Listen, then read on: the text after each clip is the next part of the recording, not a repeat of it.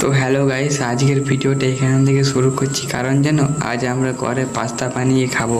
এরপর তোমাদেরকে বলি, যেহেতু পাস্তা বানাতে গেলে ঘরে আগে পাস্তাটা গরম জলে ভেজিয়ে নিতে হয়, তাই আমি ভিজিয়ে নিলাম।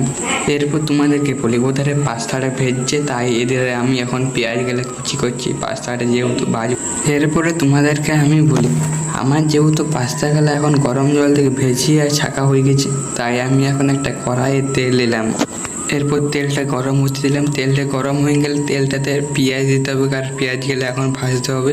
এরপর তোমাদেরকে বলি, এখন আমার পাস্তাটার উপর পেঁয়াজ গেলে ভাজার পরে এখানে একটা দোকান থেকে আমাকে মশলা কিনে নিয়ে এসেছিলাম 5 টাকা, ওটা পেঁয়াজের ওপরে দিয়ে পেঁয়াজটা আমাকে এখন খড়া খড়া করে পেঁয়াজটা ভেজে নিতে হবে।